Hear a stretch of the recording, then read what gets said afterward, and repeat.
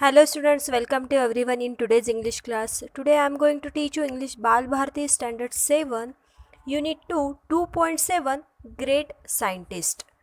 Written this passage has been given from the introduction of Reignited by APJ Abdul Kalam and Sirjan Pal Singh. So this is the story of Mitchell Faraday. Okay, Mitchell Faraday is regarded as one of the most distinguished scientists and inventor of modern time, and his work on electricity is still a subject of study in the form of Faraday's law. तो ये Mitchell Faraday के बारे में story है और ये जो paragraph है, ये जो पैसेज है, तो ये कहाँ से ली है?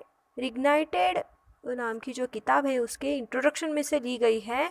और किसने लिखा है? एपीजे अब्दुल कलाम और सिरजन पाल सिंह ने।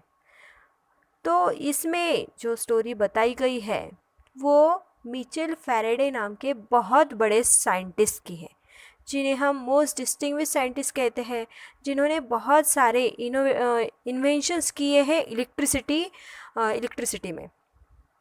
ओके, तो इनकी जो भी स्टडी है, इनका जो भी सर्च है, वो हम आज के ज़माने में भी फैराडेज लॉ इसके नाम से हम स्टडी करते हैं और इसका हम हर एक जगह पे इलेक्ट्रिसिटी के यूज़ भी करते हैं। सो इतनी यूज़फुल इनका सर्च रहा है, तो उनके बारे में कितनी क्रिटिकल लाइफ थी उनकी, उन्होंने कितना स्ट्रगल किया अपने लाइफ में कुछ तो भी पाने के लिए, ये नॉलेज पाने के लिए और उसे सारे ज़माने के सामने रखने के लिए भी। तो आज हम देखेंगे 2.7 ग्रेट साइंटिस्ट में about the great scientist Michael Faraday. Great scientist are preserving and never deterred by difficulties. यहाँ पे ये जो कोटेशन दिया है, जो ग्रेट साइंटिस्ट होते हैं आर प्रिजर्विंग, मतलब कितनी भी डिफ़िकल्टीज़ आए, कितनी भी प्रॉब्लम्स आए, अपनी जो ट्राई है उसे ब्रेक नहीं करते, कंटिन्यू करते रहते हैं, कैरी ऑन करते हैं। So preserving means carry on और continue. And never deterred by difficulties, और कोई भी डिफ़िकल्टी आए तो उससे वो डिटर्ड नहीं होते, डिस्करेज नहीं होते, खुद को मोटिवेट रखते हैं। Okay, so Mitchell Faraday is regarded as one of the most distinguished scientists and inventors of modern times, and his work on electricity is still a subject of study in the form of Faraday's law. जैसे कि मैंने पहले ही आपको बताया कि ये जो story है, ये जो पैसेज है, वो मिचेल फैराडे के बारे में है, जो इलेक्ट्रिसिटी में जिन्होंने बहुत बड़ा काम किया है और जिनके बारे में उनकी जो सर्च है वो अभी भी हम फैराडेज लॉ ये नाम से जानते हैं और उसके बारे में पढ़ते भी हैं। But few know his inspirational life story which is all about courage and fighting against the odds. लेकिन उनकी जो लाइफ की स्टोरी है, इंस्पिरेशनल स्टोरी, वो बहुत ही कम लोगों को पता है। ये फुल ऑफ करेज से भरी हुई है और सब कुछ एबनॉर्मल या और चीज़ें उनके लाइफ में हुई थी। Okay, Mitchell Faraday was born into a poverty stricken family in the dirty London scrub. तो मिचेल फैराडे इनका जो बर्थ है वो बहुत ही स्लमी एरिया में, गरीब घर में हुआ था, लंदन के। Okay, he suffered from a speech defeat as a child, और वो जो है बचपन में स्पीच डिफीट से गुज़र रहे थे, यानी उन्हें बोलने की प्रॉब्लम थी, वो क्लियरली नहीं बोल पाते थे। Okay, he would pronounce rabbit as wabbit, यानी उनका जो आर जो था वो उसमें फॉल्ट था, वो आर नहीं बोल पाते थे, वो उसे वो वैबिट बोलते थे। Okay, he could not even say his own name and could call himself Faraday. उनका जो नाम था फैराडे, तो वो अपना नाम भी अच्छे से नहीं बोल पाते थे, वो अपना नाम कैसे बोलते थे? Faraday. Okay, other children laughed at him and teachers did not help him either. तो बाकी के जो बच्चे थे स्कूल के, वो सब उन पे हंसते थे और टीचर भी उनकी हेल्प नहीं कर पाती थी। When he was 12, his mother was forced to take him out of school, thus putting an end to his formal education. तो उनके एज के 12 एज में उनके मदर ने उन्हें स्कूल से निकाल दिया और यही उनके फॉर्मल एजुकेशन का एंडिंग था. At 13, however, he started working with a bookbinder, binding hundreds of books during the day and staying up all night to read them. तो उन्होंने अपने एज के 13 में बुक बाइंडिंग का काम शुरू किया और दिन भर वो बहुत सारे बुक्स बाइंड करते थे और रात को वो वहीं पे ही रुकते थे क्योंकि उन्हें बुक्स रीड करने थे. वो रात भर बुक्स रीड करते थे. Reading this because his obsession means passion. Okay, so उनका जो पैशन था रीडिंग के लिए या उनकी फेवरेट जो बुक्स उन्हें मिलती थी उनके तरफ, तो वो उसकी वजह से वो बुक्स रीड करते थे. One day he came across a book on electricity which had been sent to his master of for binding. उनके एक मास्टर ने उन्हें इलेक्ट्रिसिटी के ऊपर का एक बुक जो है वो बाइंडिंग करने के लिए दिया था. सो वो देखने के बाद वो बहुत ही फैसिनेटेड हो गए थे. He started reading it and was completely hooked. वो जो बुक जो था इलेक्ट्रिसिटी के ऊपर का जो भी बुक था वो इतने जोश के साथ इतने एकरूप होके पढ़ रहे थे. हुक्ड मीन्स एज अ शौकीन. ओके, इतने हुक्ड होके पढ़ रहे थे कि वो सब कुछ भूल गए थे. That was his first introduction to the subject of electricity which soon become a life long fascination. तो वो उनका फर्स्ट अट्रैक्शन था, फर्स्ट इंट्रोडक्शन था कि उन्हें इलेक्ट्रिसिटी के बारे में थोड़ा नॉलेज मिल रहा था. Which soon become a life long fascination, और वही उनका क्या हो गया, लाइफ लॉन्ग चार्म बन गया, इंचेंटिंग बन गया उनका वो जो है करियर उसी में ही बन गया था. Faraday was still poor at 21. अपने एज के 21 में वो तभी भी क्या थे, पुअर ही थे. Once a friend gave him a free ticket to a public lecture and demonstration by the renowned chemist Humphry Davy at London's Royal Institution. तो ये जो उसके फ्रेंड ने, फैराडे के फ्रेंड ने हेम्फ्री डेवी का लेक्चर था तो उसकी फ्री टिकट दे दी थी क्योंकि फैराडे का जो इलेक्ट्रिसिटी के ऊपर जो फैसिनेशन था, उसका जो अट्रैक्शन था, उसकी नॉलेज लेने की जो कैपेसिटी थी, ये सब देख के वो जो उसका फ्रेंड होता है फैराडे का, तो वो हेम्फ्री डेवी का जो लंदन के रॉयल इंस्टीट्यूशन में लेक्चर होने वाला था, डेमोन्स्ट्रेशन होने वाला था, वहाँ का टिकट फ्री में दे देता है. Davy's work on chemicals and electrical lighting was the subject of conversation among the scientists of that age. तो वो फैराडे जो है वो अपने एज के 21 में ये जो डेवी का लेक्चर था केमिकल एंड इलेक्ट्रिकल लाइटनिंग, ये सब्जेक्ट का कन्वर्सेशन देखने के लिए, सुनने के लिए वो अपने एज में गया था. 70 years later, across the Atlantic Ocean in the USA, the same work enabled Thomas Edison to produce the first consistent light bulb.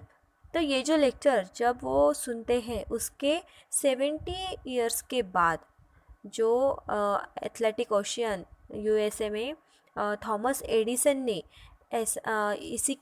इसका ही यूज़ करके लाइट बल्ब का प्रोड्यूस किया था, तैयार किया था. That day in 1812, Faraday was spellbound by Davy's lecture. Okay.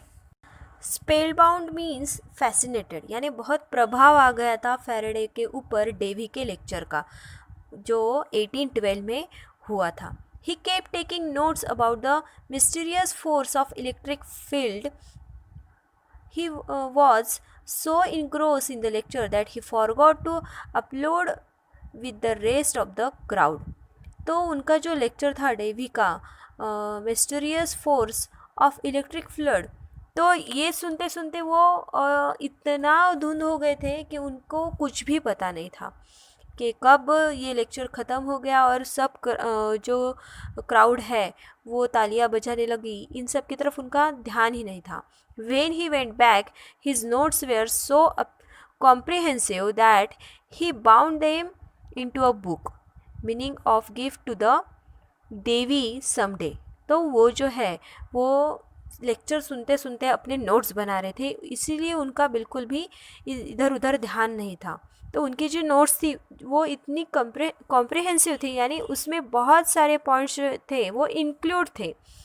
तो वो सोचते हैं कि ये बुक को मैं बाउंड करूँगा, क्योंकि उन्हें एक ना एक दिन डेवी को गिफ्ट करना था. Faraday decided that day he didn't just want to sell books, he wanted to be a great scientist. उसी दिन फैराडे ने डिसाइड किया था कि मैं बुक सेलर नहीं बनूंगा, मैं पूरे लाइफ में बुक ही सेल करते नहीं रहूँगा, तो खुद एक बड़ा साइंटिस्ट बनूंगा. Good enough to write his own books, और इतना अच्छा बनूंगा कि मैं अपने खुद के बुक्स लिखूंगा. Davy became his role model, और डेवी उसका रोल मॉडल बन गया था. हम उसे कहेंगे कि बहुत ही डेवी को वो बहुत मानने लगे थे.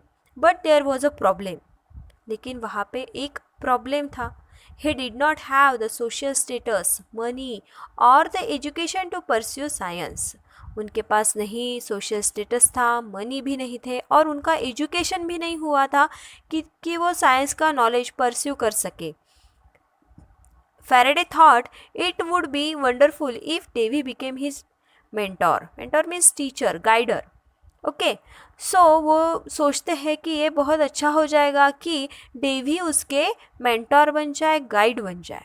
But Davy did not agree initially, लेकिन डेवी जो है वो इतनी जल्दी मानने वाले बिल्कुल नहीं थे. Faraday was not dejected, he just kept trying. उन्होंने खुद को डिमोरलाइज नहीं किया, डिस्करेज नहीं किया, और वो ट्राई करते रहे और करते ही रहे. यही साइंटिस्ट की निशानी होती है या उनकी सोच होती है. Destiny had a strange plan in store for him, यानी डेवी के लिए जो नसीब ने है वो बहुत ही स्ट्रेंज प्लान करके रखा था. तो उसके शॉप में क्या हुआ, उसके स्टोर में क्या हुआ. A few years later a chemical explosion happened inside Davis lab and he was temporarily blinded. तो इसकी जो केमिकल लैब थी वहाँ पे एक केमिकल एक्सप्लोजन हो चुका था, जिसकी वजह से डेवी जो है वो कुछ समय के लिए ब्लाइंड हो गया था. Temporarily he was blinded. He now needed an assistant with an excellent memory to help him. तो अब डेवी को एक बहुत ही अच्छे असिस्टेंट की ज़रूरत थी, कि जिसके पास बहुत शार्प मेमोरी हो और वो चाहता हो कि इस सब काम में हेल्प करे. He was reminded of Faraday and decided to hire him as his secretary. तो उसे फैराडे के बारे में याद आया और वो डिसाइड करता है कि उसे एज ए सेक्रेटरी के रूप में वो बुलाएगा. Davy never believed Faraday could do anything in the field of science going by his social status and education. तो डेवी को हमेशा लगता था कि जो फैराडे है उसका बैकग्राउंड और उसका जो एजुकेशन है वो देखा जाए तो वो कुछ साइंस फील्ड में कर पाएगा. वो हमेशा सोचता था कि फैराडे नाकामयाब ही होगा. He therefore dismissed Faraday's appreciations and advised him to stick to book binding. तो वो स्ट्रिक्टली उसे इन्फॉर्म करता है कि तुम सिर्फ और सिर्फ क्या करो, बुक बाइंडिंग का ही काम करो, तुम्हारा इसमें कुछ भी दिमाग चलने वाला नहीं है. तो उसका जो फैसिनेशन था, उसका जो डेडिकेशन था, वो हमेशा डेवी रिजेक्ट कर देता था, उसके ऊपर कुछ भी बिलीव नहीं कर सकता था. बट फैराडे वॉज रिलेंटलेस, लेकिन वो कैसा था, वो कभी भी स्टॉप नहीं होता था, वो अपना काम नॉन स्टॉप करते रहता था. Relentless means non stop continuing, वो हमेशा अपने काम में कभी भी ब्रेक नहीं आने देता था. He work day and night and learn as much as he could about Davy's experiment. वो दिन और रात जानने की कोशिश करता था डेविस के हर एक एक्सपेरिमेंट के बारे में. Soon Faraday became indispensable to Davy and was promoted to his lab assistant. तो उसका डेडिकेशन देख के, एक्सट्रीमली इम्पोर्टेंस देख के, ओके, तो फैराडे को उसने डेवी ने लैब असिस्टेंट बनाया था। This was his first step towards a scientific career. तो ये उसका फर्स्ट स्टेप था, उसकी फर्स्ट जीत थी साइंटिफिक करियर की तरफ। Though much of his job now was cleaning lab, at least he got to see some Davy's leading experiment. अब तक तो वो सिर्फ और सिर्फ लैब क्लीन करने का काम करता था, लेकिन अब वो क्या कर सकता था, डेवी के जो एक्सपेरिमेंट है वो लीड कर सकता था। Even then Davy did not have much hope for Faraday. लेकिन इतना कर के भी फैराडे इतनी मेहनत कर रहा था अपने काम में, फिर भी फैराडे के ऊपर डेवी का बिल्कुल भी भरोसा नहीं था। Then Faraday got another chance to prove himself. और उसके बाद फैराडे को दूसरा एक चांस मिला उसे खुद को प्रूव करने के लिए। One day Davy tried to recreate a famous electromagnetism experiment with fellow chemist William Wollaston. तो वो विलियम वॉलस्टोन जो है दूसरा एक साइंटिस्ट, उसके साथ इलेक्ट्रोमैग्नेटिज्म एक्सपेरिमेंट करने के लिए वो फेमस हो गया था। तो तभी आज के ज़माने में तो ये बहुत ईजी है, लेकिन तब के ज़माने में ये बहुत रेयर था। So exploring why when an electric current is applied to a wire it causes that wire to behave like a magnet. तो वो इसके बारे में सोच रहा था कि जब इलेक्ट्रिक वायर में से करंट पास होता है तो वो इलेक्ट्रिक वायर मैग्नेट की तरह क्यों बिहेव करता है। Obviously the force were connected, but nobody had figured out how to make it happen continuously. तो ये तो बात ऑब्वियस हो गई थी कि फोर्स कनेक्ट हो गया था, लेकिन कोई भी ये फिगर्ड आउट नहीं कर पा रहा था कि ऐसा क्यों कंटिन्यूसली हो रहा है। ये कोई नतीजा नहीं निकाल पा रहा था कि ये जो है वो वायर मैग्नेटिक की तरह क्यों बिहेव करती है। Okay, Davy believed that if he could find out why it happened and control it, there could be many practical applications of the force. उसे पता था कि ये अगर वो ढूंढ के निकाले तो बहुत सारे प्रैक्टिकल्स जो है, बहुत सारे एप्लीकेशंस जो है वो चलने वाले हैं। But he has unable to figure it out and was frustrated. लेकिन वो डेवी ये ढूंढ नहीं पा रहा था और बहुत फ्रस्ट्रेट हो गया था, बहुत टेंस्ड हो गया था। He then teased Faraday. Teased means चिढ़ाना, उसने फैराडे को चिढ़ाया। Asking him to try his hand at it after he was done cleaning the lab. तो वो बोलता है तुम तुम्हारा नसीब, तुम तुम्हारा हाथ आजमा के देखो, तुम्हारा क्लीनिंग का ये काम हो जाए तो उसके बाद। Within a few days Faraday solve the problem. कुछ ही दिनों में फैराडे ने ये प्रॉब्लम जो था वो सॉल्व किया। In fact he went further and the result was the first induction motor. ये बहुत वर्क करने लगा और इसका नतीजा ये हुआ कि इंडक्शन मोटर्स जो है वो तैयार हो गया, which converted electrical current into continuous mechanical motion, जिसने इलेक्ट्रिकल करंट को कंटिन्यूअस मैकेनिकल मोशन में कन्वर्ट किया था।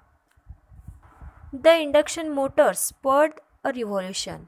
अब ये इंडक्शन मोटर का जो इन्वेंशन किया था फैराडे ने, तो उसने क्या किया, स्पर्ड अ रिवॉल्यूशन, यानी क्रांति को उत्तेजित किया, इलेक्ट्रिक क्रांति को उत्तेजित किया। तो उसकी वजह से क्या क्या बना फिर से, फैंस, एयर कंडीशनिंग, स्वीविंग मशीन यानी stitching machine, photographers, power tools, cars, and even trains and aeroplane engines grew out of this simple device, which was born out of mockery directed at Faraday. तो ये सब कुछ तैयार हो गया, और किसकी वजह से हो गया, तो मॉकरी मीन्स एक उपहास की वजह से, रिडिकुलस की वजह से जो फैराडे पे की गई थी। Faraday become a celebrity scientist overnight. वो जो है वो एक ही रात में, रातों रात सेलिब्रिटी बन गए थे। Nobody now cared about his social status और education. This young man had just created a revolution. अब ये जो है फैराडे को इतना बड़ा आदमी बन गया था, सेलिब्रिटी बन गया था, तो अब उसका एजुकेशन और सोशल स्टेटस ये कुछ भी मायने नहीं रखता था। उसने बहुत बड़ी क्रांति की थी, रिवॉल्यूशन किया था, बहुत बड़ा चेंज अब होने वाला था। One would think as a teacher Davy was happy at his pupils achievement. Pupils means here student. तो कोई भी टीचर को ऐसा लगता कि अपना स्टूडेंट अगर सक्सेस हो जाए तो वो बहुत खुश हो जाता, लेकिन डेवी ऐसा था कि वो बहुत भी बिल्कुल भी खुश नहीं था. But in reality he was jealous. People started telling Davy that of all his discoveries the best was Faraday himself. This made him even more jealous. तो सब लोग उसे कहते थे डेवी को कि तुम्हारे सब इन्वेंशंस में से, सब डिस्कवरीज में से ये जो डिस्कवरी है यानी फैराडे को जो उसने ढूंढ के निकाला है, ये बहुत बड़ी अचीवमेंट है, बहुत बड़ी डिस्कवरी है डेवी के लाइफ में. तो ऐसा जब लोग बोलते थे तो वो फिर से ज़्यादा जेलियस होता था, ज़्यादा जलता था. An angry Davy gave Faraday an impossible task to keep him out of his way. He handed him a piece of Bavarian glass which was use in the lens in telescope and microscope. तो अब वो सोचता है गुस्से से कि Faraday को मैं एक बहुत ही हार्ड टास्क दूंगा. तो वो उसे ब्रेवरियन ग्लास देता है जो ज़्यादा से ज़्यादा टेलीस्कोप में और माइक्रोस्कोप में यूज़ किया जाता है. वो वहाँ पे यूज़ होने वाले लेंसेस होते हैं.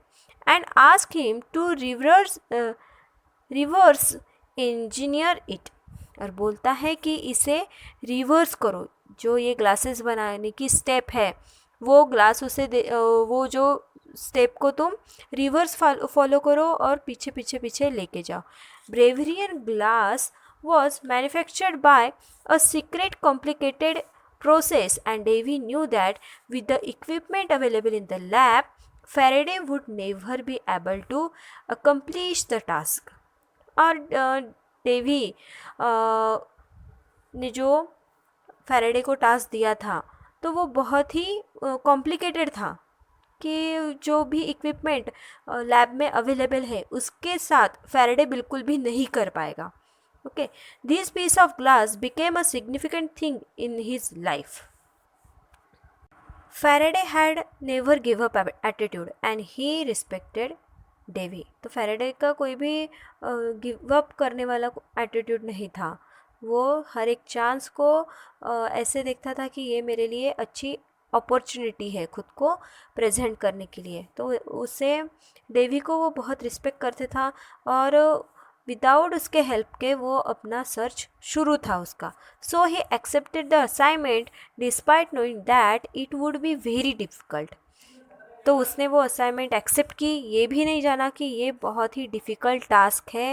ये टास्क कंप्लीट करने के लिए जो इक्विपमेंट चाहिए, जो चीज़ें चाहिए, वो कुछ भी यहाँ पे अवेलेबल नहीं है. एक सीक्रेट प्रोसेस से गुज़रना पड़ता है, ये बिल्कुल भी उसने ध्यान में नहीं आया था. He toiled for 4 years with no help from Davy and as expected failed. So उसने 4 साल तक स्ट्रगल किया वो जो रिवर्स प्रोसेस करनी थी ब्रेवरियन ग्लास की वो करने के लिए, लेकिन वो फेल हो गया क्योंकि डेवी भी हेल्प नहीं करता था. सो Faraday never learned the secret and this remained his first failure as a scientist. So Davy ने कुछ भी हेल्प नहीं की थी तो फिर वो क्या हो गया, फैराडे फेल हो गया. लेकिन वो फेल भले ही हुआ हो लेकिन उसने फिर भी गिव अप नहीं किया था. एज अ साइंटिस्ट वो फर्स्ट टाइम फेल्यूर हुआ था. To remind himself to this difficult time he kept a single glass brick on his shelf as a souvenir. वो एज अ स्मृति चिन्ह की हिसाब से वो जो ब्रेवरियन ग्लास का टुकड़ा जो है वो अपने पास हमेशा रखता था कि ये क्या है, मेरा फेल्यूर है, लेकिन इस फेल्यूर से मुझे मेरा गिव अप नहीं करना है, इसका भी सर्च मुझे करना है और इसके साथ बाकी के भी सर्च मुझे करने ही हैं. This would inspire him during difficult times.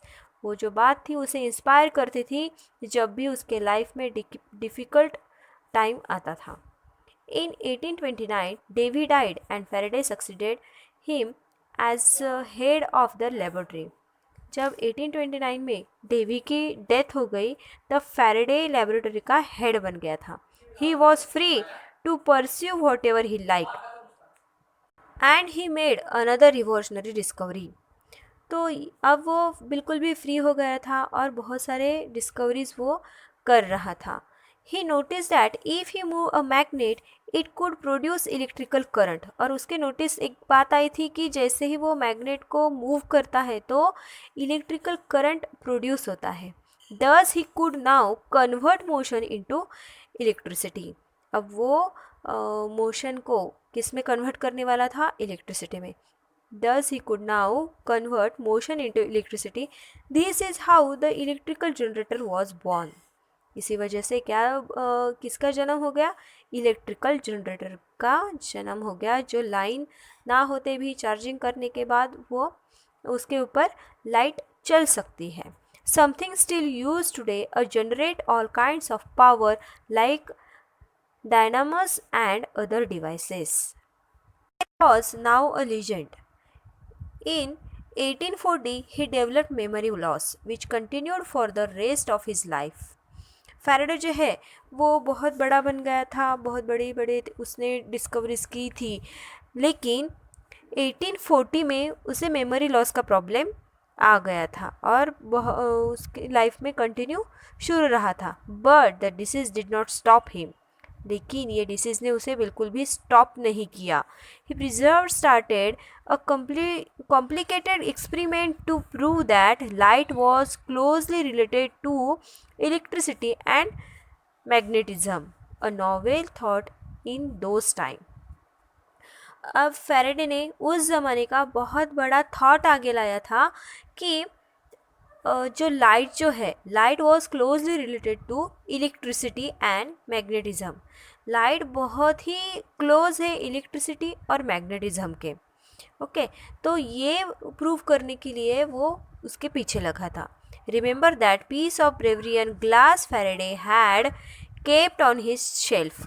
क्या आप सबको याद है जो उसने ब्रेवरियन ग्लास, जो उसकी लाइफ की बहुत बड़ी फेलियर थी, वो उसने अपने पास रखा था, वो ब्रेवरियन ग्लास।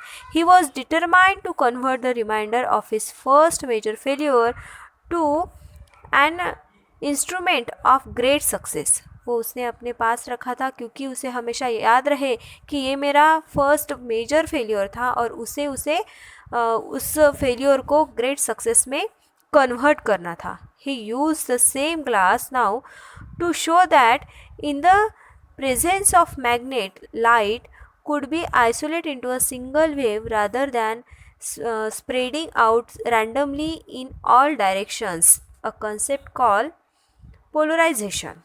तो उसने ये जो ब्रेवरियन ग्लास है तो वो इस एक्सपेरिमेंट के लिए यूज़ किया था। हमें पता है कि लाइट सभी तरफ स्प्रेड होता है, लेकिन उसने ये ब्रेवरियन ग्लास का यूज़ करके लाइट स्प्रेड होती है वो स्प्रेड ना होके एक जगह पे आएगी, ऐसे वो इस एक्सपेरिमेंट में करने वाला था, तो उसे कहते हैं polarization. He then took the age-old experiment of sprinkling iron filling on a sheet of paper near a magnet, making circular pattern. अब उसने एक बहुत ही पुराना सा एक्सपेरिमेंट किया था कि जो स्प्रिंकलिंग आयरन फिलिंग्स है, आयरन फिलिंग्स जो होते हैं उसे पेपर पे स्प्रिंकल कर दिए, यानी फेंक दिए। आयरन फिलिंग्स यानी आयरन के जो छोटे छोटे टुकड़े होते हैं वो, और बीच में मैग्नेट रख दिया, तो वो मैग्नेट के बाजू में आयरन फिलिंग्स ऐसे सर्कुलर पैटर्न में अरेंज हो जाते हैं automatically. Okay, he went on to prove that these patterns were not a property of the iron filing. तो उसने ये प्रूव किया कि ये जो प्रॉपर्टी है कि आयरन फिलिंग्स जो है वो मैग्नेट के सर्कुलर मोशन में फिरते हैं, तो ये आयरन फिलिंग्स की प्रॉपर्टी नहीं है। In fact they were due to the invisible magnetic field that filled the empty space around the magnet and hence distribute the feelings. तो ये मैग्नेट की ही प्रॉपर्टी है, उसके ही फोर्स की वजह से वो जो आयरन फिलिंग जो है वो सर्कुलर मोशन में मैग्नेट के इधर उधर फैल जाते हैं और एम्प्टी स्पेस को जो है वो भर देते हैं। This is where his lack of formal education went against him. अब ये सब कुछ वो प्रूव कर सकता था, डायग्राम निकाल सकता था, सब कुछ कर सकता था, लेकिन उसका एजुकेशन यहाँ पे उसे डिस्टर्ब कर रहा था, रोक दिया था, क्योंकि ये मैथमेटिकली इक्वेशंस कैसे अरेंज करते हैं ये फैराडे को पता ही नहीं था. This is where his lack of formal education went against him. Faraday did not know much about advance mathematics. Faraday को एडवांस मैथमेटिक्स के बारे में कुछ भी पता नहीं था. So he just copy the iron filings patterns with his hand. He was unable to explain them in the form of mathematical equations. वो जो है इसे मैथमेटिकल इक्वेशंस में मैनेज नहीं कर पा रहा था, एक्सप्लेन नहीं कर पा रहा था, क्योंकि इसके लिए मैथमेटिकल इक्वेशन बहुत इम्पोर्टेंट था. He made hundreds of such diagrams, but without equations, they were not accepted. तो वो बहुत सारे उसने हंड्रेड्स ऑफ ड्राइंग निकाली थी, बहुत सारी उसने वो ट्राई कर रहा था कि ये बात जो है वो प्रूव हो जाए, लेकिन मैथमेटिकल इक्वेशन के सिवा ये प्रूव नहीं हो पा रही थी. Fortune favoured the brave Faraday once again when he met James Maxwell. तो इस बार भी उसका जो नसीब है उसके साथ था, क्योंकि वो अब किसे मिला था, जेम्स मैक्सवेल को. A wealthy educated physicist well versed in mathematics. तो ये जो है वो फिजिशियन था, फिज़िक्स में उसकी बहुत कमांड थी और बहुत अच्छा मैथमेटिशियन था. Okay, he was willing to work with Faraday. तो उसकी इच्छा थी कि वो फैराडे के साथ काम करे. It was Maxwell who translated Faraday's idea into a set of equations that are now called Maxwell's equation. तो फैराडे ने जो भी डायग्राम्स निकाले थे, जो भी ड्राइंग की थी, उसे मैक्सवेल ने इक्वेशंस में डाले. सो उन इक्वेशंस को कहा जाता है मैक्सवेल्स इक्वेशंस.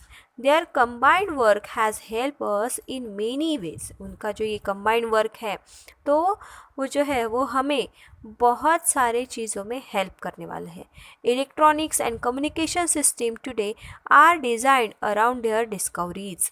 हमारे आजू बाजू में हम देख रहे हैं इलेक्ट्रॉनिक्स और कम्युनिकेशंस के सिस्टम में बहुत सारे चेंजेस है, बहुत सारी डिस्कवरीज आई है. तो उसका जो बेसिक चीज़ें हैं वो इन दोनों के कंबाइंड वर्क की वजह से ही सक्सेसफुल हो पा रहा है. Someday we might even be able to communicate with alien across different galaxies using the products of these discoveries. क्या पता हम कुछ दिनों में जो एलियंस होते हैं, जो अदर गैलेक्सीज में पाए जाते हैं, उनके साथ भी हम कम्युनिकेट कर पाएंगे इनके ही इस सर्च के वजह से, इस डिस्कवरी के वजह से. Faraday's life started with difficulties, but as a great scientist, he met each difficulty with perseverance and convictions.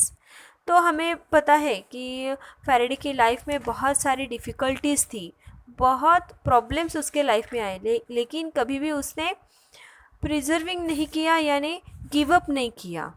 Okay, continuously अपना काम शुरू ही रहने दिया. सो he was given impossible tasks which he undertook as changes and opportunities.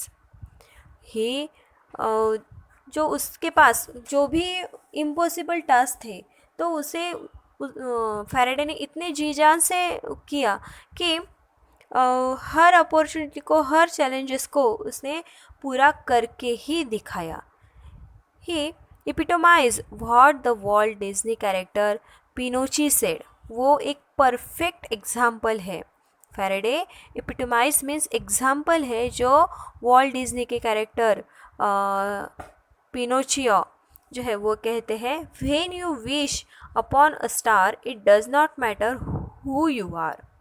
जब तुम stars के पास जाने की, स्टार्स को छूने की विश करते हो तो कोई भी आपको नहीं रोक सकता. It does not matter who you are. ये बात मैटर नहीं करती कि आप कौन हो. So I complete this lesson here.